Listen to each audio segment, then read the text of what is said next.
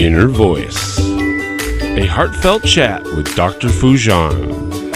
You know, like an installation of an idea, of a belief. You know, that was the belief in pathology that was installed into me. And because it was delivered to me by a professional, you know, like a doctor, which in our social hierarchy, you know, our social conditioning, we just naturally believe, well, a doctor must know. They're a doctor. So, of course, I've got this thing called substance use disorder, you know. And so I'd never questioned those things. I had a whole list of them.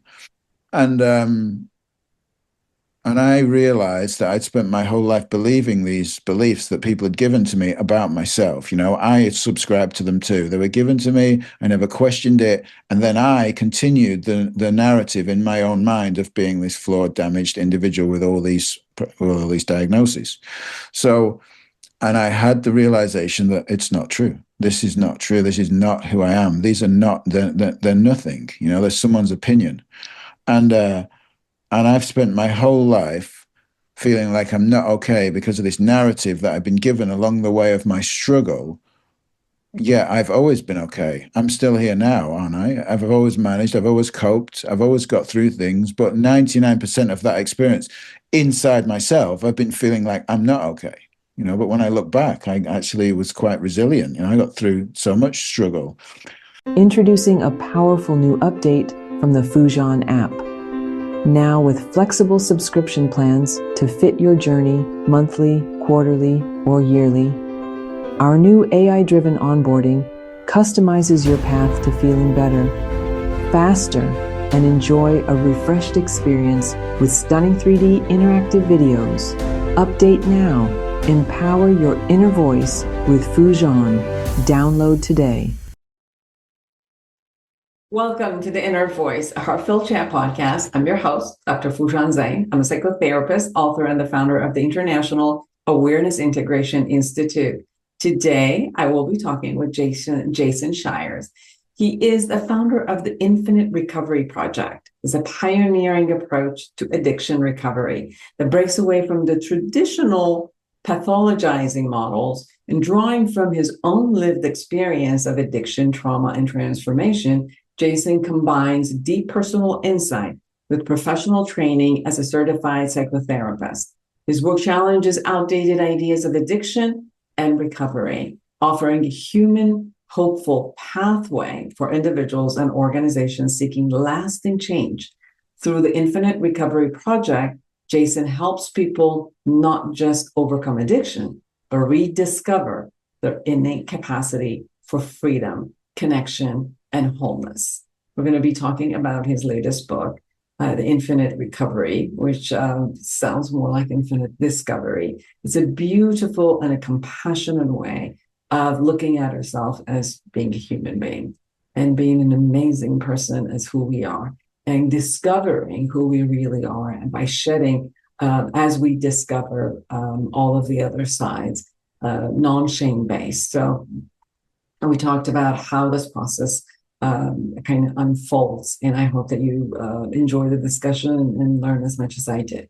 Now, be sure to subscribe to this podcast on my YouTube channel and connect with me through my website, foojanzeine.com, or any other social media platforms. Remember that we have our virtual clinic at the International Awareness Integration Institute, which we offer psychotherapy, coaching, a lot of the mind and body, somatic work, and functional medicine for online for anyone around the world who can utilize this. And our therapists and coaches are trained in the awareness integration theory, which is not only a trauma-informed, but also a cognitive, emotional, somatic, based, evidence-based model, which could support you really create a fulfilled life.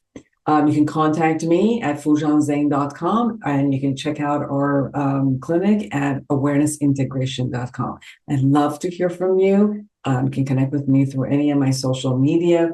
And without further ado, here's Jason Shiers. Listen up if you want to promote your personal growth and self-awareness. I found the Foojan app last month and I have been absolutely loving it. I personally have never learned guided meditation, but thanks to this app, I now have learned incredible tools for my own stress relief and emotional self-awareness. Not to mention, there are self-evaluation tools and professional coaching available to utilize however your journey to self-discovery takes you. Join Foojan today and redefine your life one step at a time. Intentional Parenting, a practical guide to awareness integration theory, written by Dr. Jafari, Dr. Foojan Zeine, and Dr. Manoukian, 3 experts in human development, is your step-by-step guide to raising a healthy child prepared for a culturally integrated world. You're supported in parenting infants to adolescents using the latest evidence-based scientific research on parenting. Order your copy on Amazon now.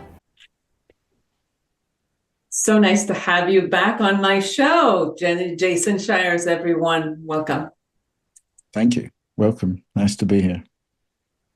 So you have written a new book, Infinite Recovery, and you're looking at it from another angle. You're looking at recovery from addiction from a whole different conversation. And I'd love for us to be able to talk about that because in some sense, yes, it's not working in creating, solution for many people who have this condition. So can you share, first of all, what your beliefs are that are different in the world of recovery?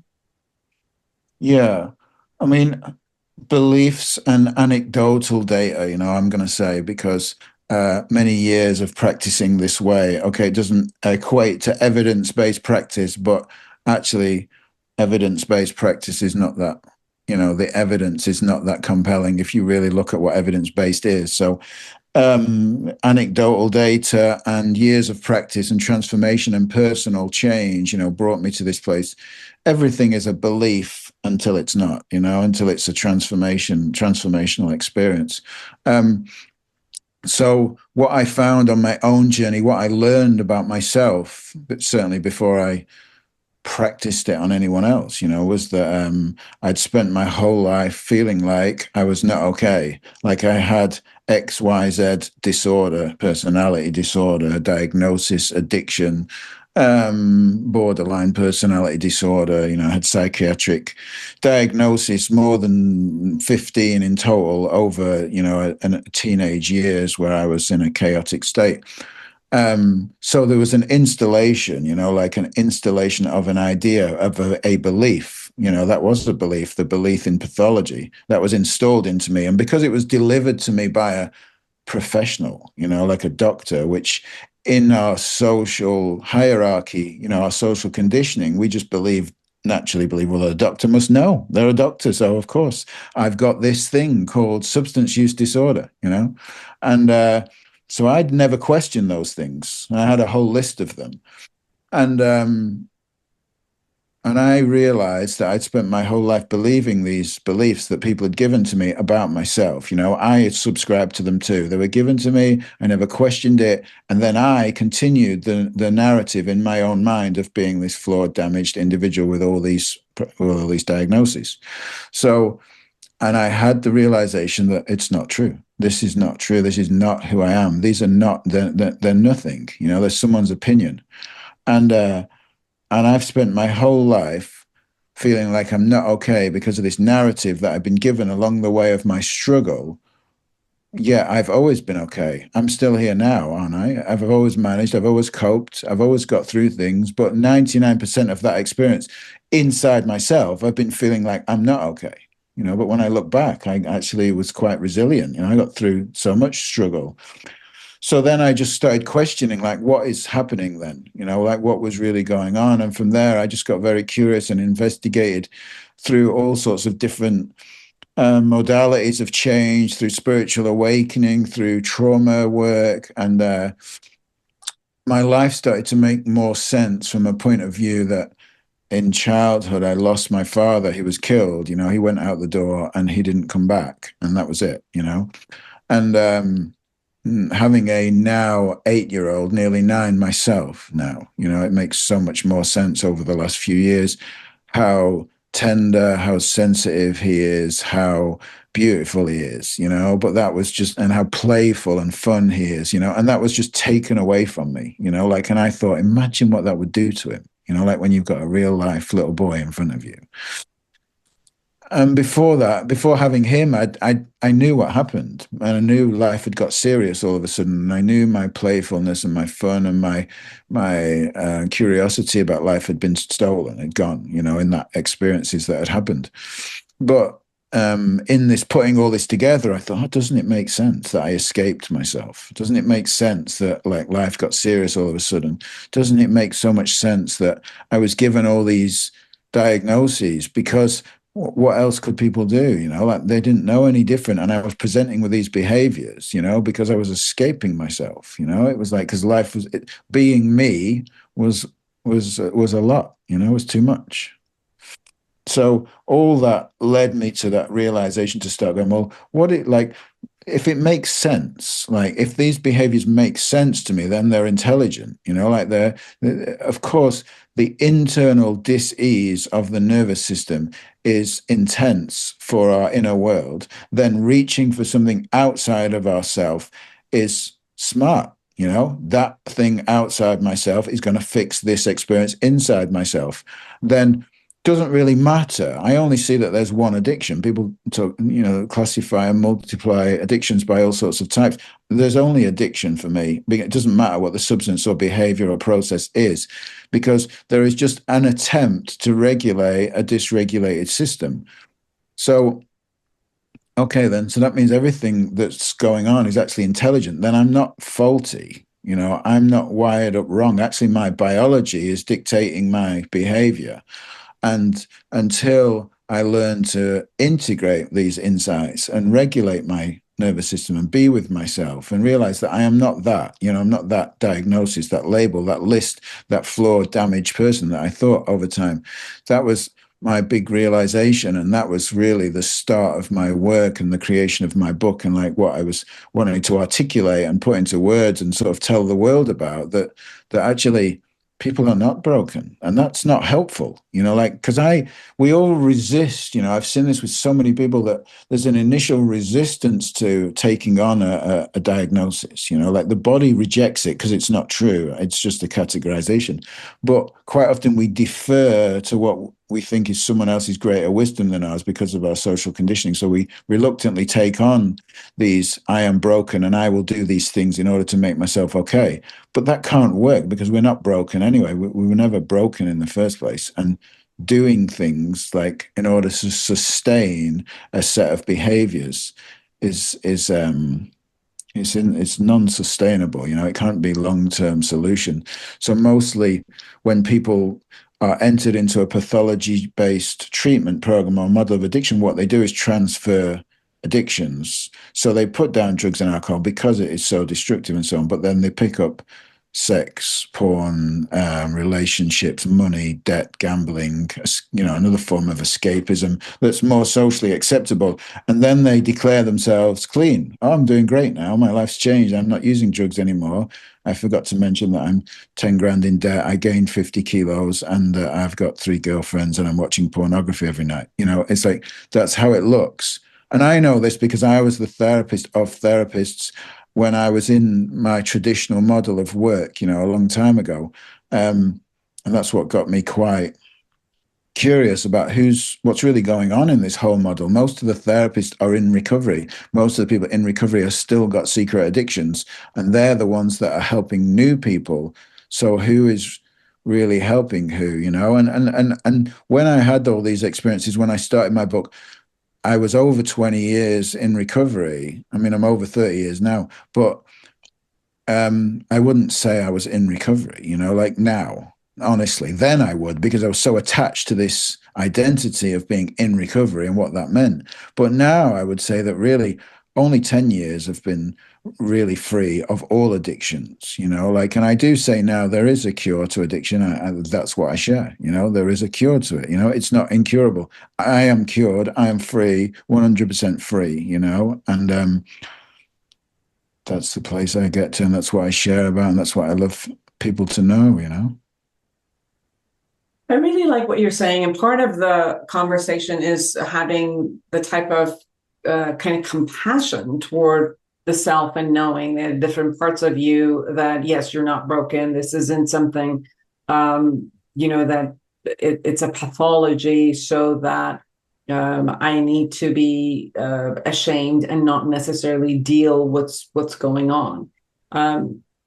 I think part of the categorization is also that is helpful, because sometimes, when I work, and I consider myself an addict also, I've never used substances in a sense, but like you said, addiction is a frame of mind. So I know that the categorization of when you look at something across the world, across different populations, socioeconomic, gender roles and everything, that it has a particular pattern, then usually, we could call it addiction. And the addiction itself is because wherever you go, this pattern is there, regardless of, like you said, the behavior or the substance that somebody uses.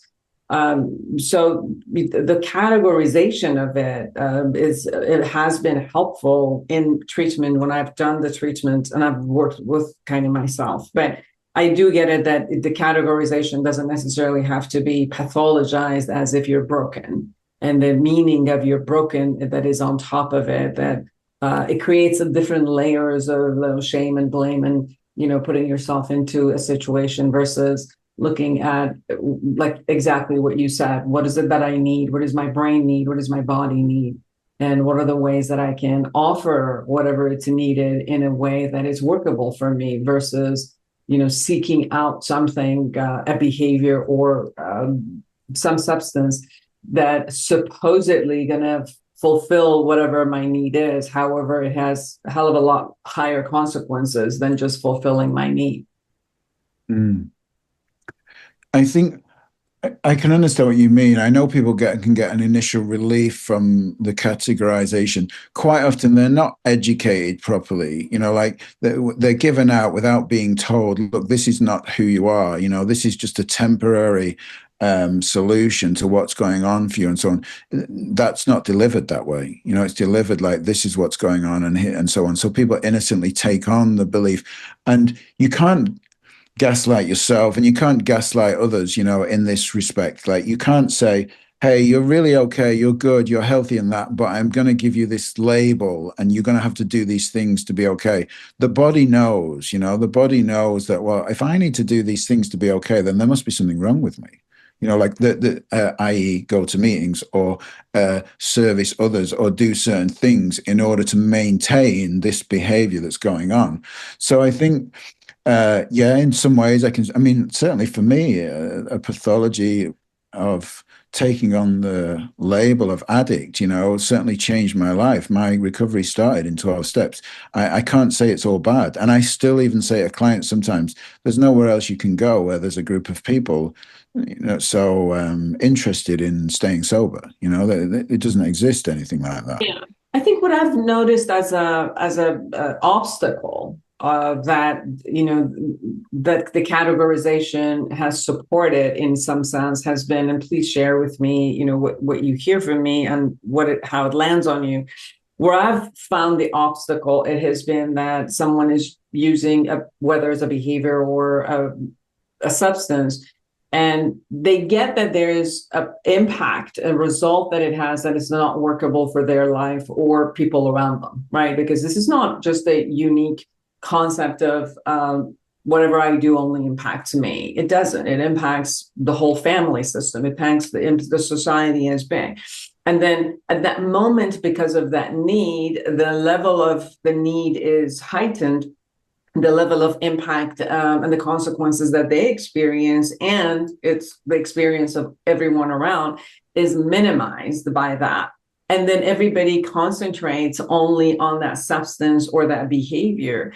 And it's, the person is not, in a sense, looking at, what do I need to look at inside of myself that has this need, but it's, it's taking this path to get this need, and I'm not watching and looking at the consequences. I'm just, going after the need. And I think partially the categorization of supports it, whereas it's not, like you said, it's not this substance or this behavior. It's something internal that you really have to start looking at and honoring that need, but let's look at how we could honor it, how we could heal it, and how we could fulfill that need in a whole different way.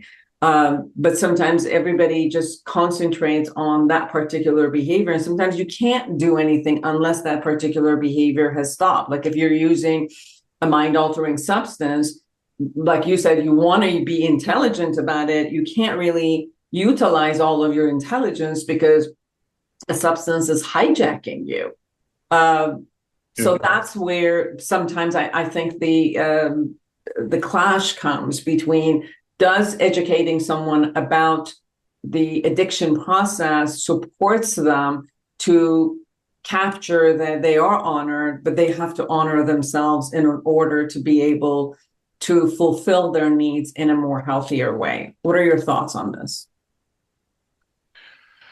Yeah, I mean, it's never going to be different regardless of the fundamental understanding as a pathology or as intelligence, which I see as two completely opposing like understandings. Like the person still needs to want to stop. It's kind of like I can't facilitate their own desire. I can only facilitate the space, the safe space for healing if they want to. And I do think there's reasons people prefer the pathology model because, like you mentioned, it's almost like, I don't want to use the word excuse, but I sometimes think it's like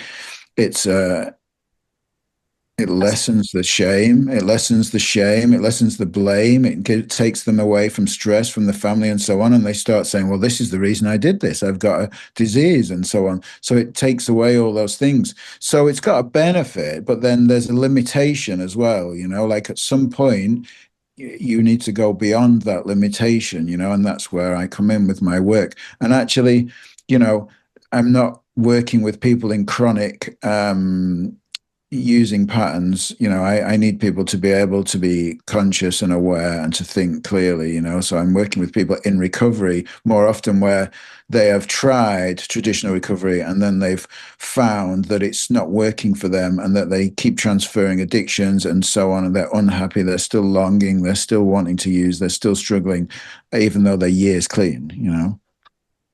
Yes.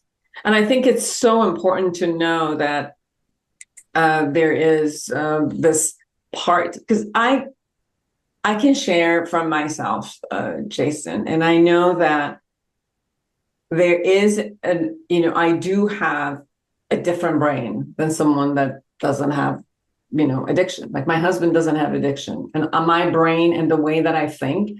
And I've been a therapist for 30 years. I've started my work on myself for probably around 40 years. And I can tell you that as I watch my brain lie to me in the instances of need, and is the actually looking at that part of myself and not shaming it, not blaming it, and now, being compassionate and with that part.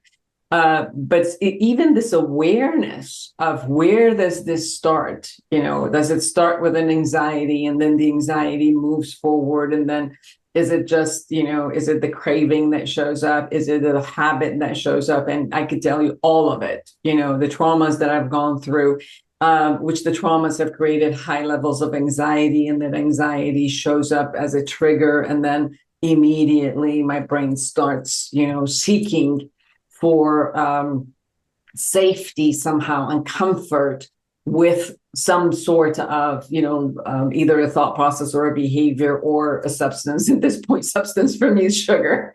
So the most addictive one, so there is a way that my brain operates, which as I love it and are compassionate with it, then I can work with it. And I'm sensing that's what you're kind of sharing, is when you are able to really go in and look at yourself and look at all of these different parts and then be able to heal yourself. Is that what I'm hearing from you? Well, I think there's multiple parts. I would say what you described is a response to nervous system, what's going on in your nervous system.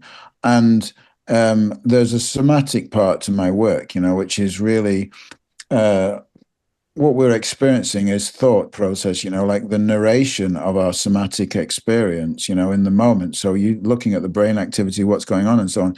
But what I hear you describing, you might not see it this way, but what I hear you describing is that not that you want to move towards something, it's that you want to move away from something that's already being experienced. And just so happens that this particular substance is the choice. Like I said, the addiction doesn't matter whether it's sugar, substances, food, whatever. It's like, so we're always moving away from something, and that is like an internal experience that we don't want to be with, or even not consciously. It could be subconscious, something happening. We don't feel anything, but we just feel the urge to go and do something that seems like not a good idea.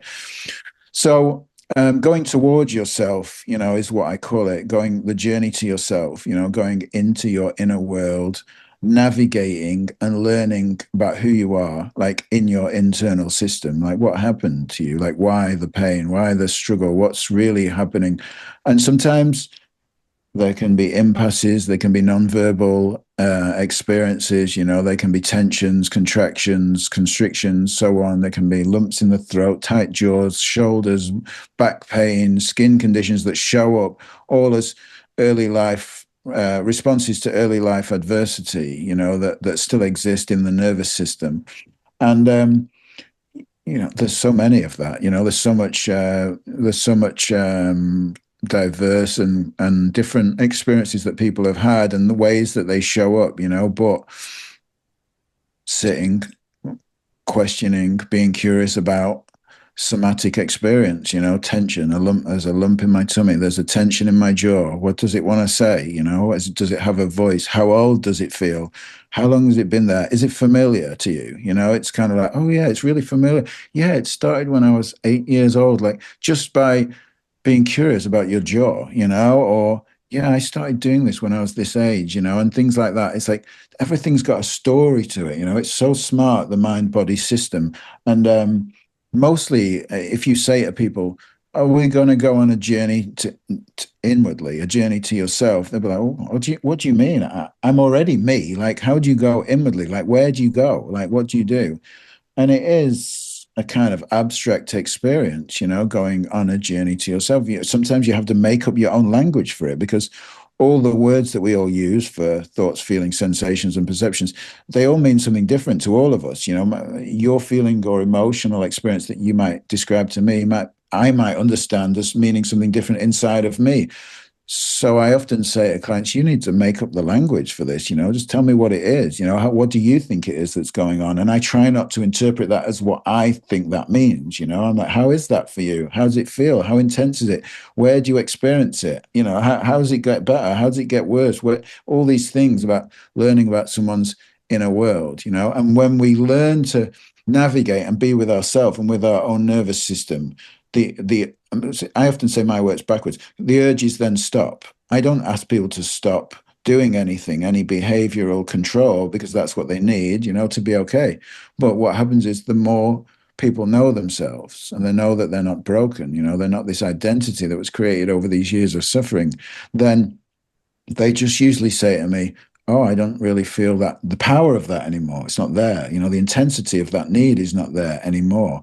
And the one question that I always ask people that tells me about where they are in themselves is like, what do you do that you don't want to do? What do you do against your own will? Because that is what always shows up, based on, if you want, a metaphoric spectrum of how close we are to ourselves, Say more about the sentence you just said. What is it that you don't want to do? What is it that you're, because what I got from you is more like, okay, I'm going to go toward myself, right? So as I'm going toward myself, I have to have the ability to have this let's say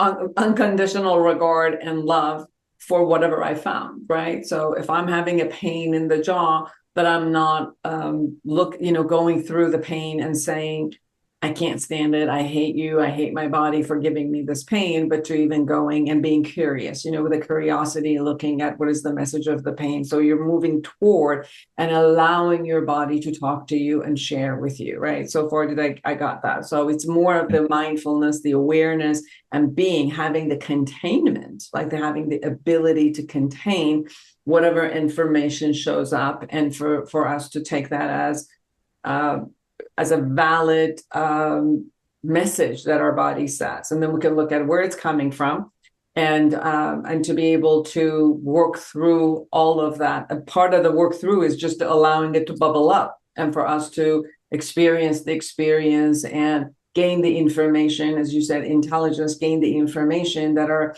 body, our subconscious, and psyche is offering. Right?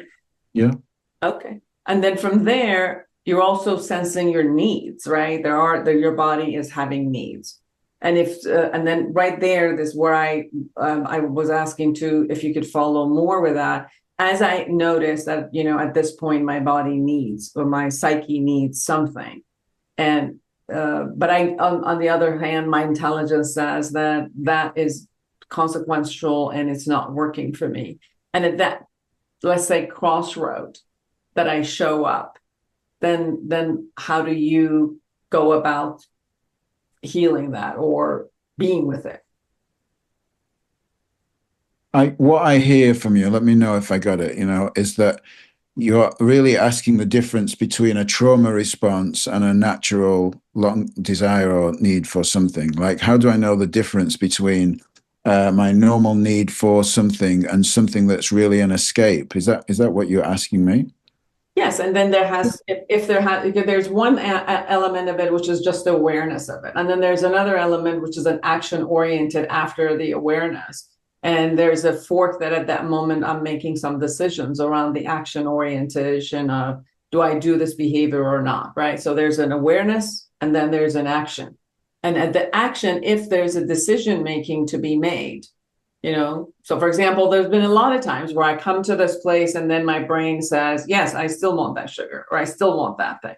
And there's a time that I've allowed myself to do that. And then went with the experience of how is it to want it, to have it, to create it, and then the experience of afterward of having it, how it is, or the experience of, okay, I want this. And then I tell myself that I'm not going to have it. And then there's also the experience of holding myself from something that I say that I want to go for, or exchange it with saying, I don't want to have the sugar, but I want to have the peace of mind, and then shift it to having another way of having that peace of mind, let's say, versus having the sugar.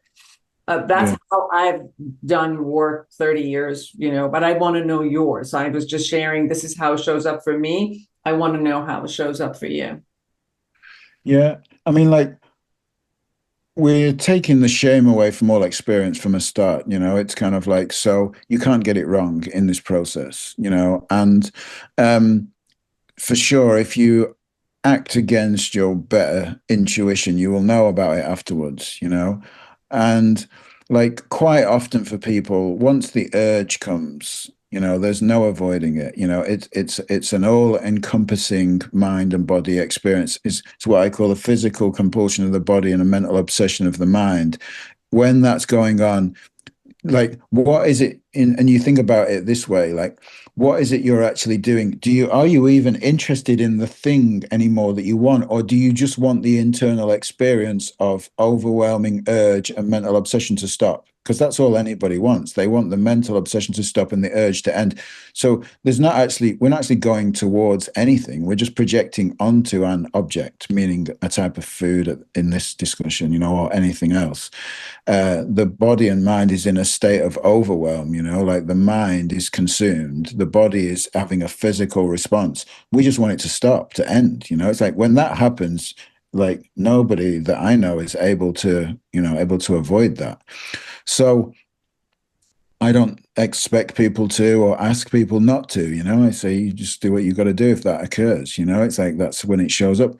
But the work that we're doing is moving towards ourselves, so there's less of that showing up. like eventually it stops. It's kind of like eventually people get to the point where they go, do you know what? I thought about, let's say sugar, right? I thought about having this cake and I just thought, I don't want that anymore. And it was okay. And it just went away and that was it. And their relationship with a particular object. Now, some people in this experience, some people avoid and take the route of abstinence, say, you know what, that just doesn't work for me because when I eat it, I don't feel good or I want more. Other people don't. I've worked with many people who can drink again normally after having a compulsive habit. And I've worked with many people, me being one of them, that thinks it's not a good idea, like I am abstinent and sober. It's like, I think that that's the best way for me. I don't want to try, I don't want to check it out. It's different for all people through that process.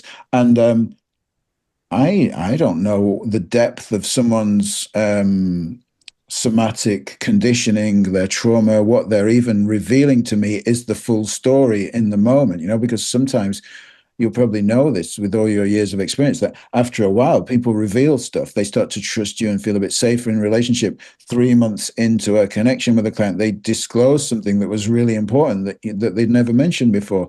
And you think, wow, that brings a new light to this relationship, So people are on this ongoing journey to themselves and finding relational safety, co-regulation in relationship with you or with me in this case.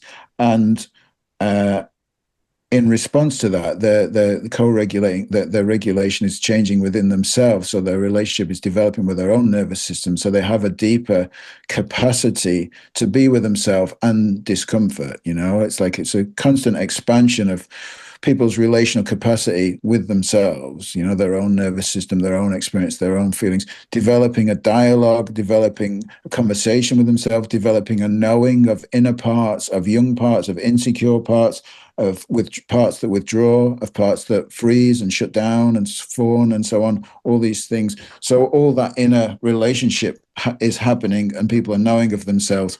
And this is not linear or binary. There's no steps 1, 2, and 3, or, here's how it works, or it happens in this period of time. I can't say that, I really can't. And I make that clear to people. But there's also a spiritual element to this work, an awakening that this is happening in this body, but it's not me. This is not who I am. This is not my identity.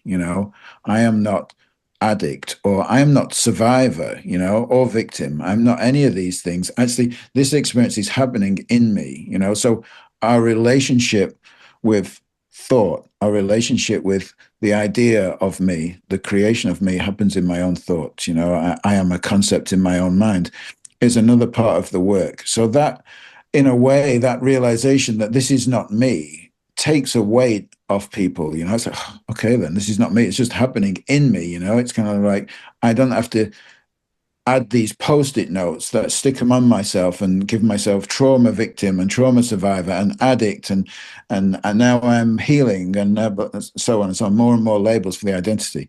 I reduce those labels with people. Is that true? Is that who you really are? Like, are these things really about you, or are they just happening in you? So there's a relationship with experience, meaning the experience of my own mind, the story of myself, that also lightens the load. So just to add a little bit to that, like the words like trauma and nervous system and dysregulation and survivor and victim and addict and all that, like when we break them all down, what we're saying is thoughts, feelings, sensations, and perceptions. I'm telling a story about myself. I'm having a sensation. You could say trauma is playing out in my body, or you could say right now there's a sensation happening inside of me that I don't feel too good about, or something like that. So we're taking off the story, the labels, the idea, the common buzzwords, the narratives, and so on, and coming back to what's happening right now. So we're looking at the process as a transient process, not who I am, but we label it as a transient process that is happening inside of me as I'm experiencing it, regardless, versus this is who I am, and then you label it and then you hold that kind of it as an identity. Yeah. One, get this book, Infinite Recovery. Infinite recovery, and I could even call it as an infinite discovery as you share it. Yeah. That's right. And it's an Yeah. intelligent way of looking at addiction by Jason Shiers. Yeah. Jason, anything we haven't shared that you really want people to know? No, I think one thing that springs to mind is, and it's quite often this crops up for me, this is a really simplifying process. Me and you have discussed it on, like an internal experience and a clinical kind of level, but like actually, and that can make it sound complicated, but I want to say it's actually really simple. In my book, it talks about simplifying. I think pathology and diagnosis is complicated.